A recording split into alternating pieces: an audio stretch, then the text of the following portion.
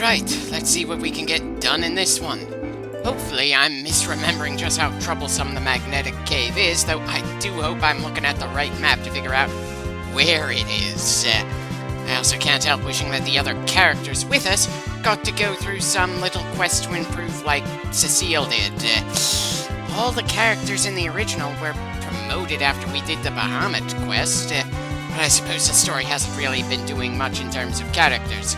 And even Cecile didn't feel like he had much of a character arc when he climbed to the top of the mountain and fought his mirror image. And it didn't feel like Tella had any real character growth when he gained those spells at the end of that same climb either. They both gained new abilities and Cecile gained a new look, but their personalities did not shift in the least, and we didn't really learn anything new about them. At best, we just had the mysterious voice calling Cecile's son, and gained a sword that has a prophecy written on it. Sure, that raises some questions for later, but it doesn't really give us a greater understanding of Cecile, or change how we view him or the world around him in any way.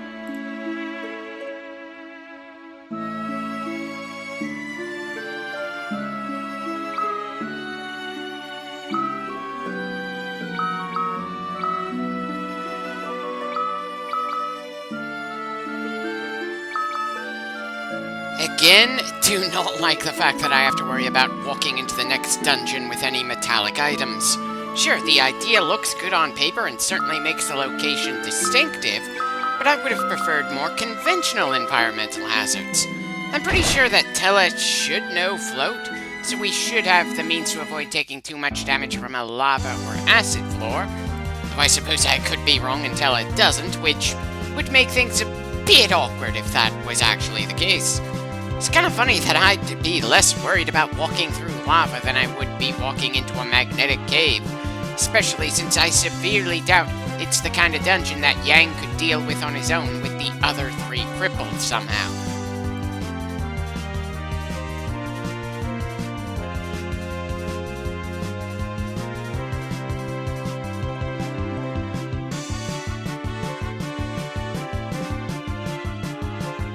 Have I mentioned that I wish this game had a map we could open while playing? Even if there wasn't enough room for that in the original release of the game, which part of me kind of doubts, since apparently Final Fantasy VI could manage to do that to some degree, there's not much excuse for this game's designers to not add it in for the PSP re-release. It's just such a basic part of the user interface in a role-player game.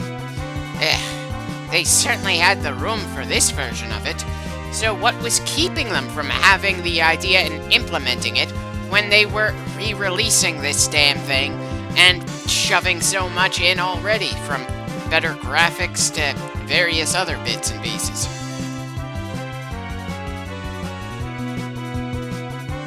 Well, that is just absolutely annoying. Doesn't look like there's a way for the airship to get to that cave. We're certainly not walking there, so how are we supposed to get there?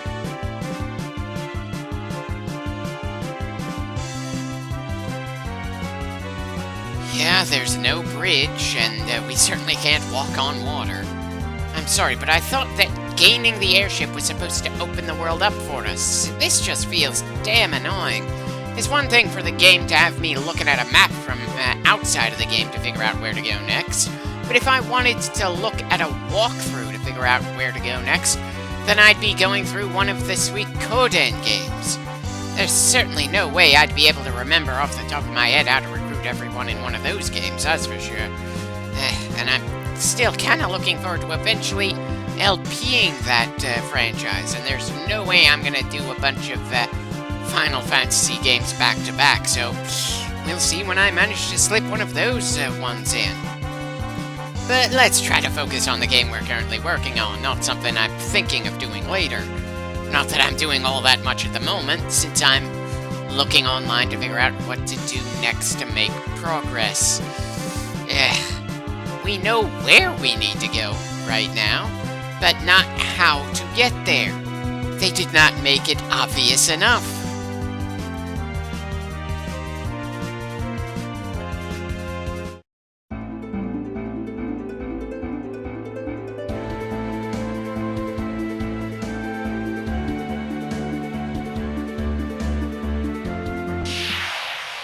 certainly been longer than I thought it would take for us to get to the next random encounter, but then those needle hogs have a way of making fighting a random encounter a grueling process. It is just absolutely annoying as hell, and it's one of my biggest memories of this game. Just a constant beatdown from counterattack after counterattack at various stages of the game. Made all the worse since I tend to have my mages use physical attacks unless I feel an enemy is important enough to spend MP on, like a boss. They don't care how strong the hit is, just that they've been hit. Then they'll throw a pretty strong counterpunch. A counterattack that apparently hits any random member of the team, not just the person who threw the strike that triggered the counter. Weird.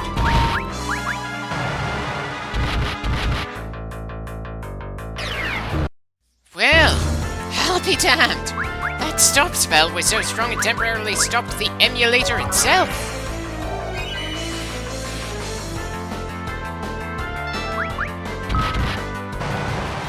And that's another fight done.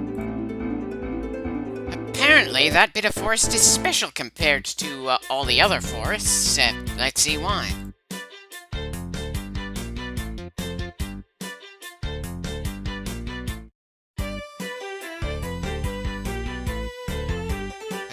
Okay, catching a yellow standard chocobo isn't going to help us at all since they can't cross rivers. This game hasn't done anything to really explain chocobos, so this feels annoying as hell. Especially if this was anyone's first entry in the franchise. Apparently, there's nothing to really grab here other than oddly cooperative wild animals. I didn't really see any blue ones, I know from Final Fantasy VII, but maybe that color wasn't introduced just yet or something. I suppose we're just meant to go for the black ones since the one-time chocobos were referenced in this game. We heard that those ones could fly from a farm that apparently bred black ones that don't actually fly. Weird. And apparently white chocobos aren't really rideable, they're just something to heal us. Not something that's mentioned in the game at all. Definitely a bit of a stumbling moment. And I hope when I finally get around to working on the remake of this game, that I avoid slowing things down due to a lack of understanding like this one. I really wish these random encounters didn't keep throwing those needle hogs at us. It's getting to a point that I kind of wish I could go through a Sonic the Hedgehog game from the perspective of Dr. Eggman. I know, Sonic the Hedgehog has absolutely nothing to do with Final Fantasy.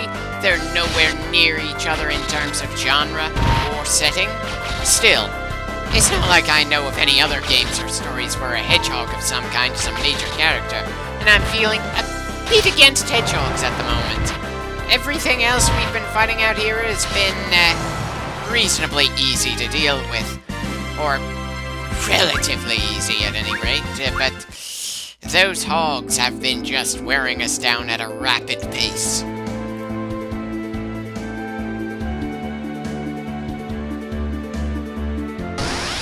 Literally 2 steps and I get into another fight.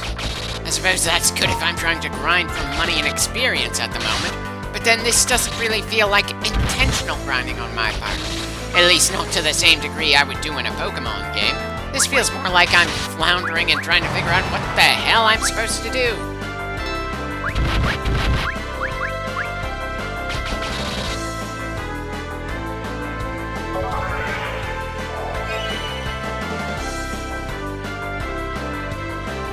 Probably going to go to an inn and save relatively soon, considering how fast I'm training through Telus MP here. It definitely feels like this game is less forgiving than some of the other Final Fantasies I'm used to, at least at this stage of it. Despite how close we are to dealing with the 4th crystal, though, this doesn't really feel like late-game related stuff at the moment. I suppose it'll be easier to tell if we're getting close to the end when we see what kind of resistance we run into in Golbez's fortress. Not that the story has told us where that is just yet, because of course we don't want to go there a bit too early.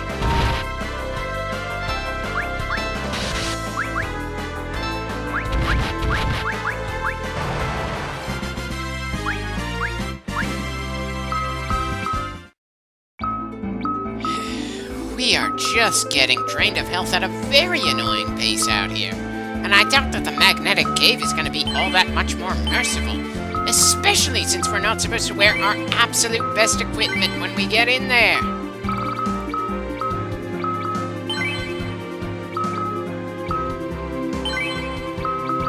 Yeah. Telly's completely out of MP now. I'm sure Cecile could handle some more healing as well, but yeah, this is as good a sign as any to take a break at the moment. And I'm apparently not taking the break in the very town that's in the same area we're supposed to be in for some odd reason. I mean, sure, Perrin is the cheapest inn in the game and all that. And I suppose it did kind of become our base after Golbez left the place for no apparent reason, despite it still seeming like a pretty solid fortress and he has the sheer numbers, or at least I assume he does. I'm also kind of disappointed we never had to fight against the Red Wings that Cecile led at the start of the game.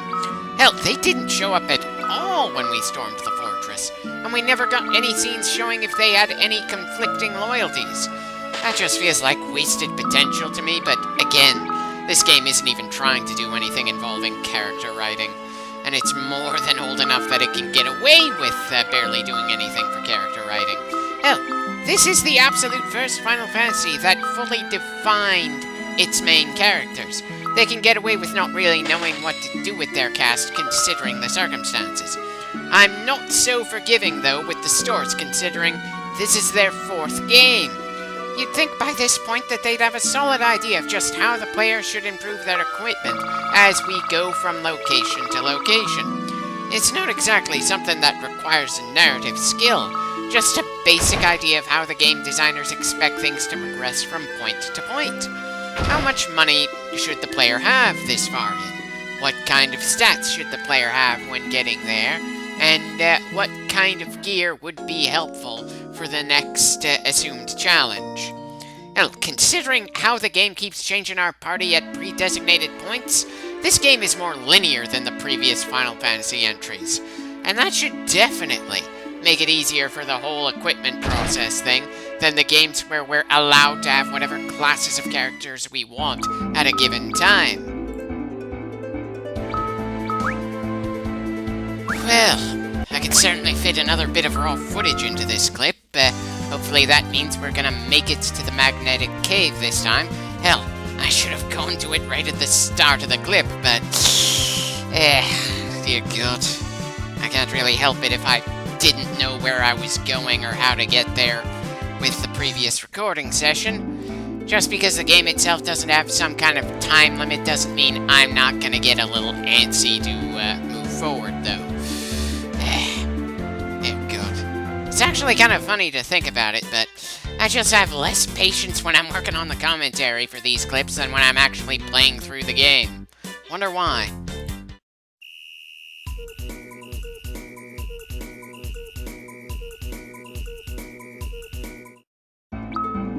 And here we are, right in front of the magnetic cave. It may not be the most intuitive thing ever, but hey, at least it doesn't take long to make the trip when you decide to.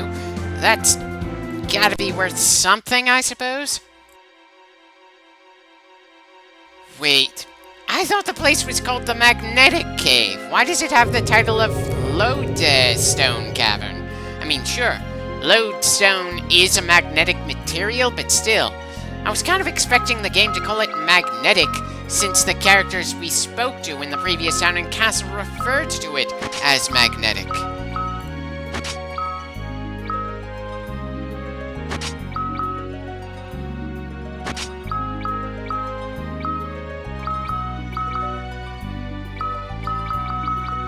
Well, our equipment certainly isn't metallic at the moment. Fingers crossed that we won't have too much trouble on the way to the boss in here. But then, considering I spent the first 12 minutes of this clip, kind of unintentionally preparing for the place, at the very least, I'm expecting trouble. Though I suppose for curiosity's sake, I may as well have Cecile wear his metal equipment. Let's just see how detrimental that gear can be in this environment. Especially when not wearing it drops our stats by so damn much.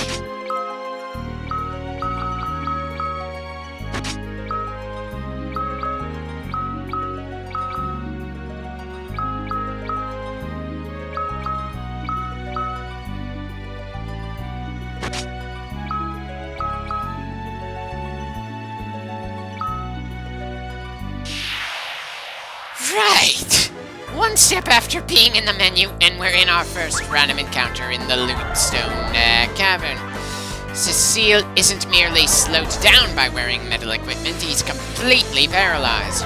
If everyone else on the team was wearing metal equipment when a random encounter happens in this place, you lose instantly. No ifs, ands, or buts. One part of me wants to respect that, since various people warned us that wearing metal in here would be a bad idea. It's not like the gimmick in this room came out of nowhere. Still, there's a reason that I think this gimmick for this dungeon was only a thing in Final Fantasy IV and its various remakes and remasters.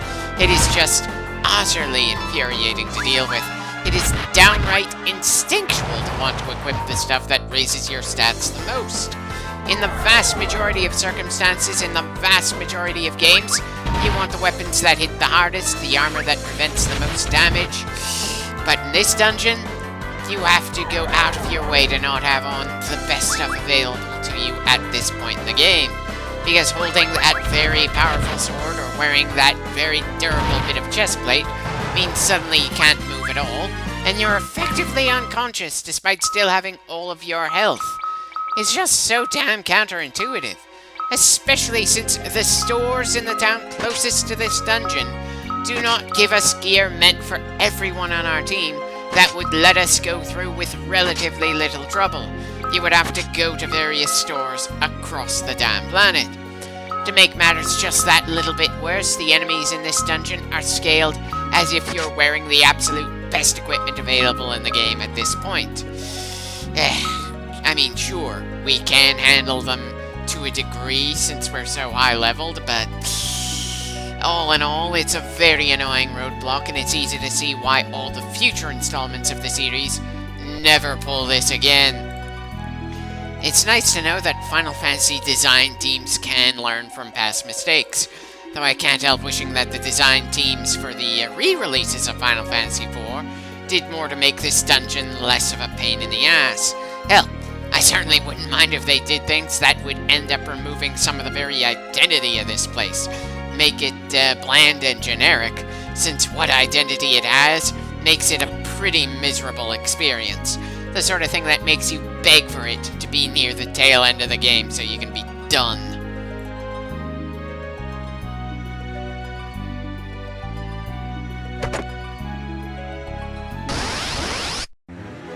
Well, at least Cecile is mobile this time around, though I very much doubt he's going to contribute much damage to this fight.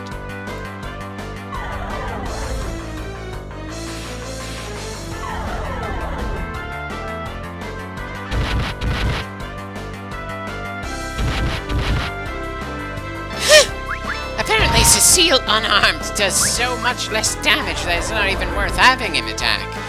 For some reason, I was expecting him to at least match Cid's striking power from the back row. I've probably said this before, but I'm pretty sure I should have had Cid move to the front row since his hammer is a melee weapon. I'm not even sure why I haven't done so. Possible laziness? But even if I'm just being lazy, the fact of the matter is, we've had plenty of time to do so, and multiple save points for me to take a break and then come back fresh.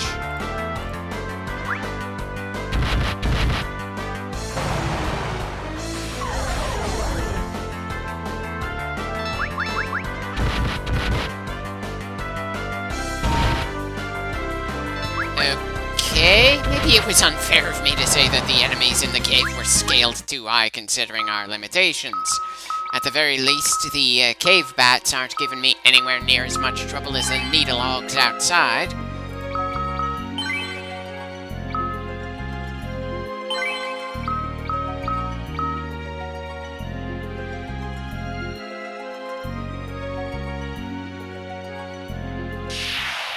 Still, with the sheer number of random encounters we're likely to get into on our way to the boss, it's gonna be its own kind of grueling. Cecile's healing ability is gonna be getting a lot of exercise in here, mostly because I keep refusing to buy large numbers of healing items in this game.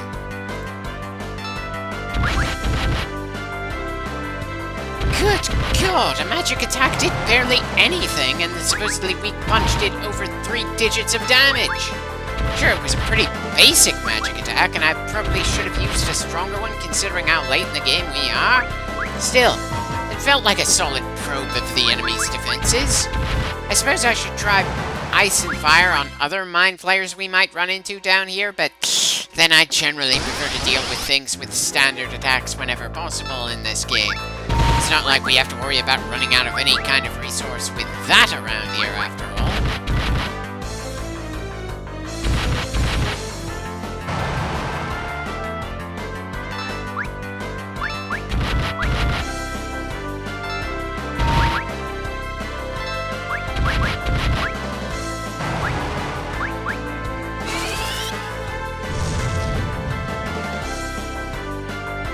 Kind of surprised it took us this long to start fighting against ogres, considering they were an early game enemy in the original Final Fantasy. Not really a fan of how they look here. I mean, sure, big, green, and muscular is a pretty standard way to make something look like an ogre. The pretty basic-looking bit of caveman-style cloth isn't out of place either, but I'm just not getting much of any sense of menace here. It just feels like a generic design for a generic monster thrown in here for the sake of giving us more monsters in the overall game.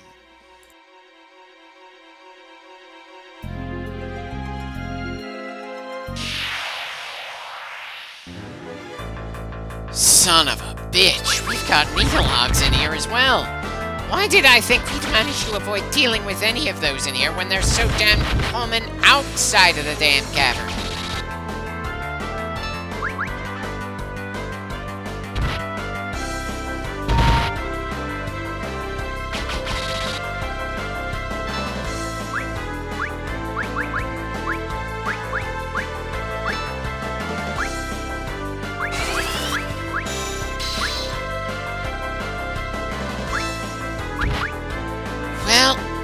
They don't counterattack magic, that's gotta be worth something.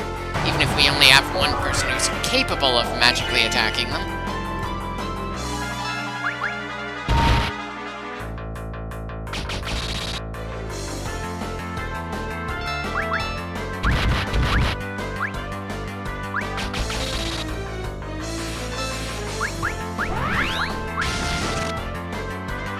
Son of a bitch. Isn't it bad enough that the dungeon can paralyze us if we're wearing the wrong items? Why the hell do we also need to deal with enemies that can paralyze us for a bit in the air?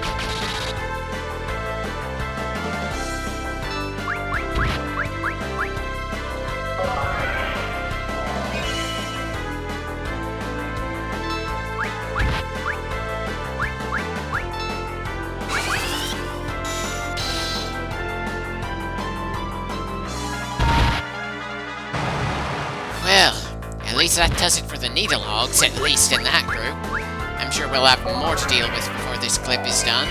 I'm also getting the distinct feeling we're not gonna make it to the boss in this clip, even if I don't know just how large this cavern is.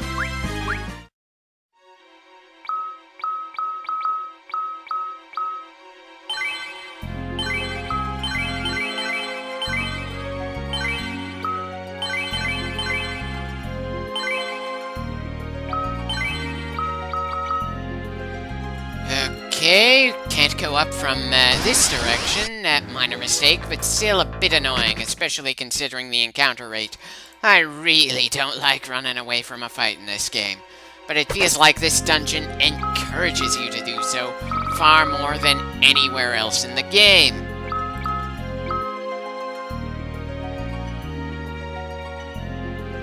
That certainly seems like a very ornate staircase, considering this is a barely visited cavern, but then this game is pretty guilty of reusing various assets and tiles to save space, even if the PSP should be able to handle more than the original cartridge the original release of Final Fantasy IV came out on. I know I keep saying it, but it really feels like the PSP version could have done more to make the overall experience of this game better. I'm not asking for the story to be changed. I just feel like they could have done more to improve the visuals and maybe do some improvements to the user interface, like I keep saying over and over again.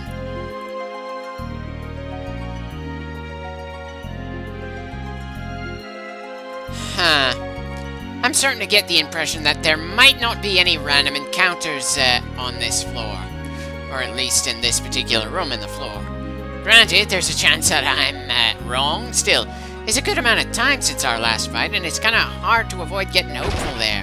We certainly didn't run into anything from the staircase to the door, and that is quite a long stretch of ground, considering we had the occasional moment where 2 or 3 steps meant we got into another fight.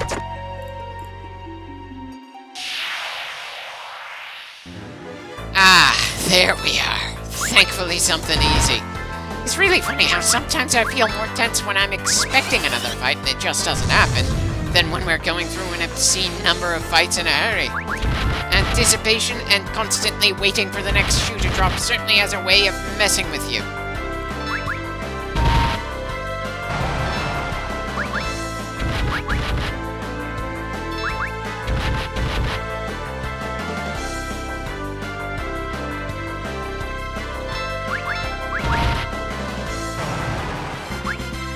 Of course, what also messes with me is the sheer range of random chance and how much damage Cid's been doing, despite the fact that he's been in the back row. Sometimes he hits for over 300, leaving even Yang, the explicit monk who's supposed to be our physically strongest, in the dust. Sometimes he hits for just over 70, which is pretty pathetic this far into the game, but at least it's not as bad as Cecile trying to fistfight someone. And great. Now I just had the mental image of Yang trying to teach Cecile how to handle himself if he ever doesn't have access to his sword. Again, we have a very large cast of characters in this game, but not nearly enough character interactions. Cid has the most in terms of who he bounces off of in this particular team, but that's not all that much. He's an old friend of Cecile's, and he had some bickering over who's more old than Tella a while back, but nothing with any real depth. And he doesn't even have that minimal amount of character interaction with Yang. Yang's just someone he happens to work with over the course of the game. They never actually talk to one another, and I'm sure there could have been some potential with an engineer working alongside a martial artist. Both are looking for that nebulous state of perfection, after all.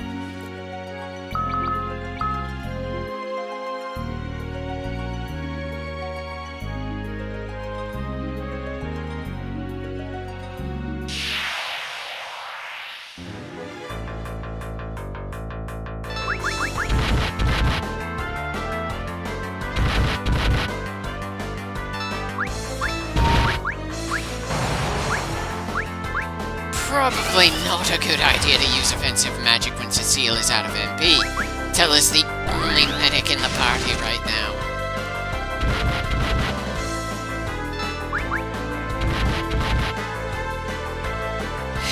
Great. Now Yang is hitting at a pathetically small number. I know in most role-player games there's some dice rolling going on behind the scenes. It's kind of a thing, since even the oldest of video game role-players was based on the likes of Dungeons & Dragons.